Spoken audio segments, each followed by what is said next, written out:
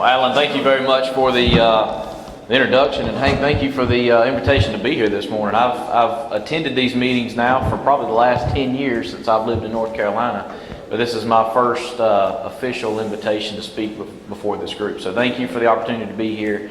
Always good to be with a group of tobacco farmers and those that do support our industry.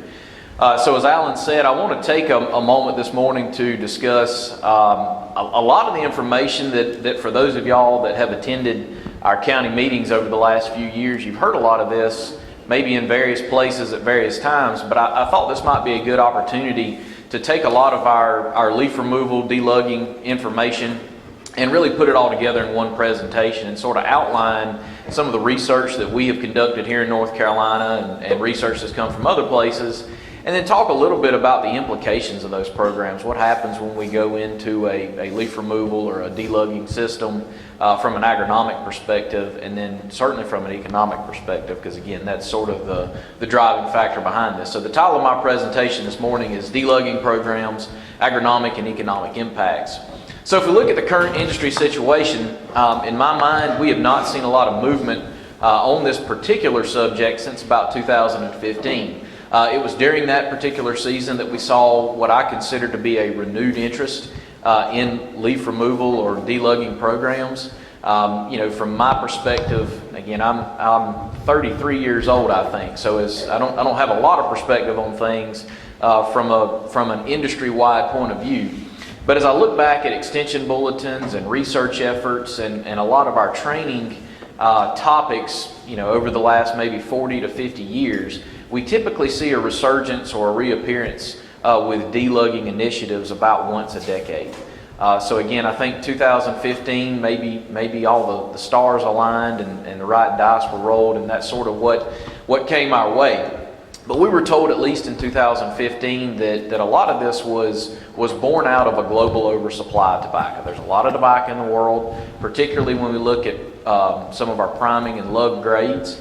And if you think about a delugging system, our whole goal is to significantly reduce, if not completely eliminate, those priming and lug grades. So again, if we've got an oversupply, that really drives a lot of the need to reduce that inventory. If we look again at the 2015 growing season, that was my first growing season as a faculty member at NC State. And as I look back at that season, that was a relatively hard year from a weather perspective. And I remember the 2016 winter meeting season, I showed a map that was generated by the State Climate Office that looked at estimated rainfall distribution from the middle of May to the middle of August, which again is our sweet spot for production. And if we think about rainfall distribution and the amount of moisture or water needed to maximize a tobacco crop, we had received about 40 to 50% of our needs, during that critical 90-day window in the 2015 season. So we really had Mother Nature working against us. And then again, as we look at some of the supply factors that were at play, again, those were two big factors that we were really trying to combat. So if we jump now from 2015 to 2020, I think you look at that third bullet point and think about the value of the U.S. dollar. Certainly we've had some volatility, maybe over the last 7 to 10 days in our stock market with some of the coronavirus issues that Dr. Stewart just discussed. But as a whole, the U.S. economy has surged, made a massive resurgence since 2008, 2009. So certainly that makes our agricultural commodities less competitive when you look at places such as Brazil and Zimbabwe that are producing tobacco and are considered to be our major competitors. So again, that sort of sets the stage for where we are and why this interest has come about. But at the very end, it leaves us, with growers that are being told, knock those leaves off, don't bring them, we don't want them. And certainly that breeds questions for us. So when we look at it from our perspective, when we go into a delugging system, and the focus on getting rid of those lugs, first and foremost, the lugs of all stalk positions have the lowest contribution to total yield. So again, there's been the idea that if we knock off lugs, you're really not going to take a huge yield impact because you're taking low yielding leaves off the plant as it is. Our lugs have a low market price relative to all other stalk positions, and then certainly when we look at certain cigarette blends, they have very low filling value in those blends. So again, they are important for certain outlets, but as a whole, they are not what we really focus on and have the same conversation when we talk about upper stalk positions. So what did we really know in 2015? When we look at the timing of leaf removal, as I said, a lot of this work has been done even going back to the late 1970s. I was able to find peer-reviewed publications in the general body of literature where a lot of these practices and different takes on some of these different treatments had been explored. And I'm really going to focus primarily on efforts here in North America, but a lot of this work was done certainly at NC State. There's work that came out of Clemson and work that was even conducted in Canada, again, to try to address these issues. So if we were to take what we collectively knew in 2015, I think this slide summarizes very well what we felt safe in telling industry and sharing with farmers. First of all, when we look at removal timing, we've historically known that if you take leaves off before we top, we often see a transition in that grade distribution where the leaves you leave on the plant sort of adopt the characteristics of the leaves you just took off. So maybe a better way to describe that is we would often see cutters that would take on properties or characteristics of lugs. So they would become a little smaller, a little thinner bodied, and you just went through the effort of taking lugs off just to make more lugs. So again, it's sort of a workaround way there. If we look post-topping, we typically see that if we delug after topping, our yield loss is greater because you just have less time for the plant to potentially compensate for what you just took off and removed. And again, we often see a major yield drag there. So again, our focus in North Carolina has been on topping. And I've said this every year at our county meetings. We focus on topping because we can delug with a machine at topping versus any other time. So there's certainly information available that says our yield reduction if we delug is softened a bit if we do it pre-topping. But again, a lot of that data and a lot of that work was conducted at a period around lay-by. And again, as I've said at county meetings, if we're delugging at lay-by, I can't think of but one way to do that effectively, and that's with a human hand. And at $12.67 an hour, that's a very tall order for where we are today. So again, here in North Carolina, we focused on topping. So everything I'll talk about moving forward in this presentation, the timing for delugging, again, will be focused to the topping stage of growth. We've also looked at non-flowering varieties. I think this work was conducted in like 1992 or 1993. But the whole idea behind evaluating non-flowering varieties is that you could add maybe 4 or 5, top the plant 4 or 5 leaves higher, knock 4 or 5 leaves off the bottom, and you're sort of back to square one, if that makes sense. We ultimately found that did not work extremely well, and probably our biggest concern was that as we added 4 or 5 more leaves to the top of the plant, that extended our growing season rather significantly. And I think in a lot of places here in North Carolina and probably the south side of Virginia, we've squeezed about every second out of every day we can to grow a crop from transplanting to final harvest, and adding another 3 or 4 weeks on the backside of that is really going to be extremely difficult when we think about frost, our first frost date. So again, when we look at the last bullet point, what we could really look and glean out of this is that leaf removal number is going to drive everything when it comes to yield and value implications from these systems. So to summarize some of the leaf removal information, there was a fair amount of work done again from the late 1970s to the mid 2000s across South Carolina, North Carolina, and Canada, where in some cases, if you look at removing 3 to 4 leaves per plant, you get variable responses. In some cases, some of the researchers reported that they actually increased average price because they were getting rid of some of the lower value stalk positions, and it didn't negatively impact yield.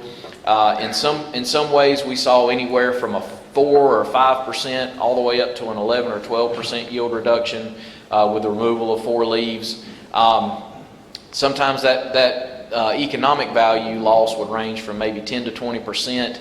But what they consistently were able to report is that in that system, there was no major impact to crop throw. So you go in, knock off 3 or 4 leaves, and you still produce a certain percentage. Maybe it's small, but it's a certain percentage of lugs. The data for 6 leaves or 8 leaves becomes a little bit more consistent. We consistently saw a larger reduction in yield and per acre crop value. But as we get down here to looking at crop throw, we actually could see in some studies that we could impact crop throw by completely eliminating those lug and priming grades. So again, we sort of had two categories that we could look at. You go for a more moderate approach and your results might be a little bit more mixed, but if you go fairly aggressive and look at an 8-leaf removal system, then we feel pretty solid that you can eliminate lugs and priming grades of tobacco, but it's going to be at a great sacrifice when it comes to yield and per acre value. So again, that's sort of what we knew, and that's really where a lot of these other studies that I'll talk about sort of came from. So what other practices could we explore? Again, if we know we're going to lose yield when we delug, and that's going to play into reduced per acre value, is there a way we can mitigate that to some degree? So we rolled out a few studies, which I'll talk about over the next few slides, where we looked at a late season nitrogen application. So we made our base fertilizer applications that would be just standard practice for a North Carolina farmer, and then we would go in at topping, and when we implemented our delugging treatments, we would actually supply more nitrogen to make up for that leaf loss. And then looking at leaf removal timing, again, our focus being topping, the topping time of crop growth.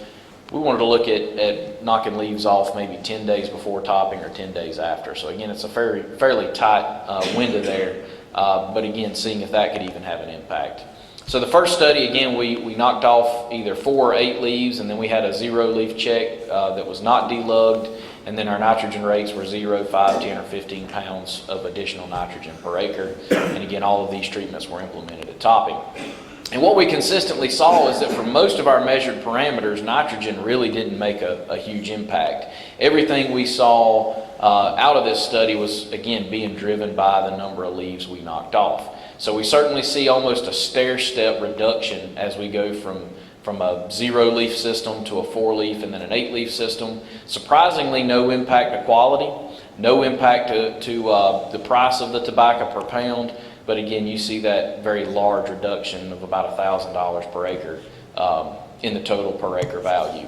We did manage to, again, as we go from 0 leaves to 8 leaves, we almost eliminated all of the lug and priming grades, and we were successful, in my opinion. We reduced those lug and priming grades by about 50% when we had a 4-leaf removal system. So again, that's what was fairly interesting and fairly promising, but again, we just did not find that this nitrogen application, particularly as you look at crop throw, adding more nitrogen at the end of the season was not a really good practice for us. And I think for me, it actually caused a little bit more heartburn from the sense that, if we've had a relatively dry growing season, that typically lines up to be a season where we can have some thin, rather trashy lugs. And if we're throwing more nitrogen on at the end of the day, and we get some of those August rains or maybe early September rains, you have a massive green up at the very end of the season, and that just pushes our harvest season out further. So again, that's not something that we really found a lot to hang our hat on with the nitrogen application, and it's something that we have not incorporated into our standard programs.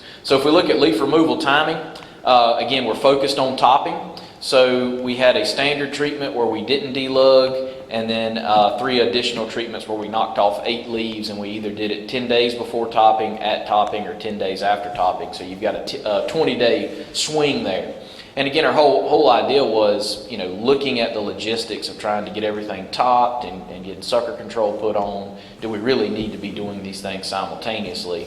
And what we ultimately found was no. There was no real advantage to delugging early, again, 10 days before topping, or delugging after topping. We could do it all about the same time, and it would not impact any of our yield, quality, value, or crop throw. And again, I'm really hanging a lot on that because I thought for sure maybe we could glean something out of this, and we didn't. So again, the silver lining I'm trying to focus on is you don't have to be bound and determined to do it all simultaneously. You've got, again, about a 20-day window that we can work with. So the takeaways from the research that we have conducted, again, this has been really since 2016, is that our delugging programs are going to reduce yield. That's not anything new. How much that yield reduction, or how much yield reduction we observe, is really going to be driven by variety. There was some work conducted in the mid-2000s that certainly you could see larger differences in the yield potential after a delugging practice that was very variety dependent. So something like K326, that would typically be a high yielder in a disease-free environment, delugging is going to really take away a lot of your final per acre yield relative to something like K346, which is going to be statistically a lower yielding variety, just from the onset. Certainly growing conditions are going to have a big factor in that, and then obviously the number of leaves removed. Again, that's very straightforward stuff, but we were able to confirm that in our studies. Our yield reductions are simply too large to overcome economically. So again, if we are, in our studies, we're producing more upper stalk tobacco, on a percentage basis, but even with that, and even maybe a 1 or 2 cent price per pound increase by marketing more upper stalk tobacco, again from an average, the yield reduction we're seeing is just too great for us to overcome. Our higher nitrogen application is not the answer. I think that breeds more concern for me than it does optimism. And then certainly increasing our topping height is not going to be the answer. Again, you still have a finite amount of resources that plant is going to use. So I'd rather put that into maybe 20 or 22 leaves instead of 24 or 25 leaves. So when we look at the economic impact, this is really the new take on some of this work. And this is something that we focused on again at our extension meetings this summer. So we took a subset of this data, which we published in Agronomy Journal last year, and we looked at 0, 4, and 8 leaf systems, and we looked at our yield potential. So with our 0 leaf system, we averaged about 2,650 pounds of cured leaf per acre. When we knocked off 4 bottom leaves, it was just over 2,000 pounds per acre. And then in the 8 leaf system, it was, again, about 1,850 pounds per acre. So we used this yield potential and we used this crop throw and really stuck it into the budgets that you would see in our traditional production guide. So we've got a graduate student who's actually from Wilson, Colin Blaylock, that has worked with myself and Dr. Blake Brown on some of this budget that we'll take a quick look at.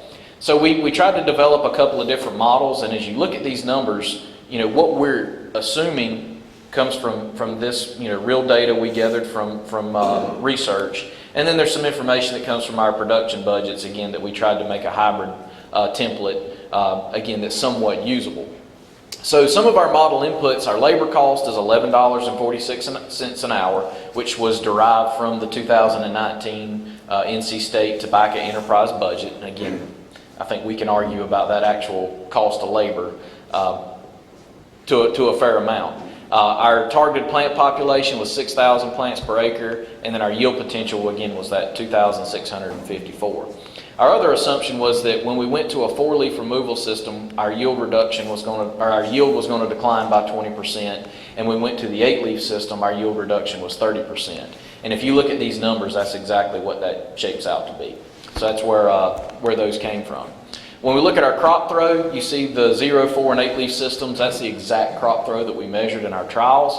Our average price per pound for each stalk position, we used assumptions that were developed by Blake Brown and Lauren Fisher in a previous delugging budget that was developed in 2016.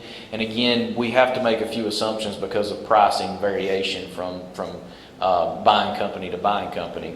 And then lastly, we look at a delugging cost. We assumed it would take 1 man-hour per acre if we're using a machine to delug. And again, we had to take a guess there. So we produced a machine harvest budget. Well, we'll also have a hand harvest budget, hopefully by the middle of April. But for the purpose of today and just for the sake of time, I'll show the machine harvest budget.